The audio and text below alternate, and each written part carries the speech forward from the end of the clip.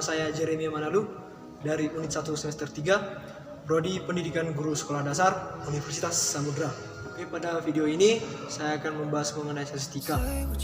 Yang pertama, dasar-dasar statistika. Yang kedua, jenis-jenis data. Yang ketiga, populasi dan sampel.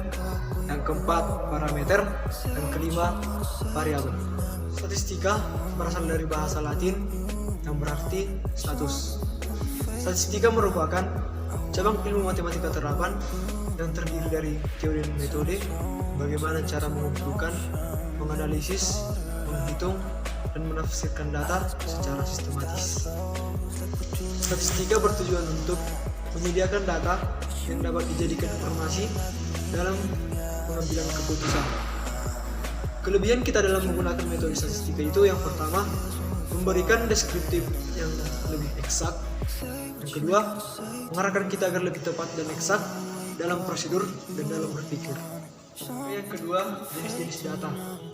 Data adalah sejumlah informasi yang memberikan gambaran tentang suatu keadaan atau masalah.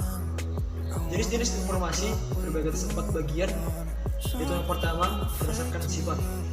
Berdasarkan sifat dibagi atas 2 bagian juga, yaitu yang pertama, data kualitatif. Data kualitatif adalah data yang dinyatakan dalam bentuk non-angka. Yang kedua, data kuantitatif. Data kuantitatif adalah data dinyatakan dalam bentuk angka. Data kuantitatif terbagi atas 2 bagian, yaitu yang pertama, data diskret. Yang kedua, data kontinu. Yang kedua, berdasarkan cara memperolehnya. Berdasarkan cara memperoleh terbagi atas 2 bagian. Yang pertama, data primer. Data primer adalah data yang dikumpulkan oleh si peneliti. Ini biasanya didapatkan dari hasil wawancara dan hasil penelitian. Yang kedua, data sekunder. Data sekunder adalah data yang didapat secara tidak langsung. Ini biasanya dapat dari jurnal, buku, dan lain-lain. Yang ketiga, berdasarkan sumber data. Berdasarkan sumber data terbagi atas 2 bagian, yaitu yang pertama, internal. Internal adalah menggambarkan suatu kondisi organisasi. Yang kedua, eksternal.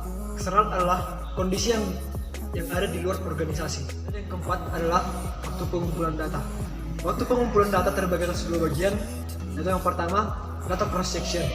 Data ini adalah data menunjukkan waktu titik tertentu, seperti contohnya dalam pengumpulan sebuah tugas. Biasanya dalam pengumpulan tugas mempunyai batas waktu. Yang B, data time series. Data ini adalah data yang didapat dari waktu ke waktu.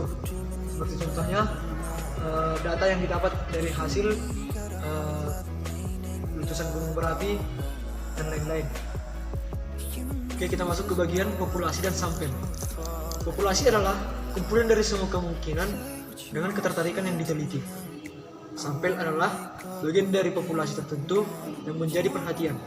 Jadi, populasi dan sampel ini adalah hasil dari pengumpulan data yang akan dijadikan sebagai kesimpulan yang akan dibuat. Oke, kita masuk ke bagian populasi dan sampel. Populasi adalah kumpulan dari semua kemungkinan dengan ketertarikan yang diteliti. Sampel adalah bagian dari populasi tertentu yang menjadi perhatian. Jadi, populasi dan sampel ini adalah hasil dari pengumpulan data yang akan dijadikan sebagai kesimpulan yang akan dibuat. Kita masuk ke bagian parameter. Parameter adalah karakteristik dari hasil pengukuran objek. Ukuran parameter dihitung dari sampel, hunian, modus, jangkauan, simpangan, kuartil, dan ragam. Berikut adalah rumus-rumus. Dan bagian yang terakhir yaitu variabel. Variabel adalah suatu simbol yang menyandang setiap nilai dari suatu himpunan nilai, dan juga sering disebut dengan domain variabel. Jenis-jenis variabel terbagi atas 4 bagian, yaitu yang pertama, tipe variabel. Tipe variabel terbagi atas 2 bagian juga, yaitu yang pertama kualitatif dan yang kedua kuantitatif. Jenis yang kedua yaitu menurut hubungannya dengan variabel lain. Dan ini juga terbagi atas 2 bagian, yaitu yang pertama variabel bebas dan variabel tidak bebas. Jenis yang ketiga yaitu menurut skala pengukurannya. Menurut skala pengukuran terbagi atas 2 bagian. Yang pertama nominal. Nominal adalah sifatnya membedakan antar kelompok. Seperti contohnya membedakan antara kelompok IPS dengan kelompok IPA. Yang kedua, ordinal. Ordinal adalah sifatnya menunjukkan peringkat atau urutan, contohnya dalam urutan 1, 2, dan 3. Oke, jenis yang keempat yaitu menurut tinjauannya.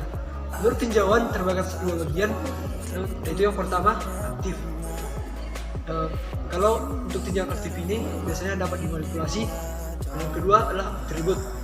Atribut biasanya tidak dapat dimanipulasi. Oke, mungkin sampai di sini dulu materi yang dapat saya sampaikan tentang statistika. Apabila ada kekurangan, saya mohon maaf. Akhir kata saya ucapkan terima kasih.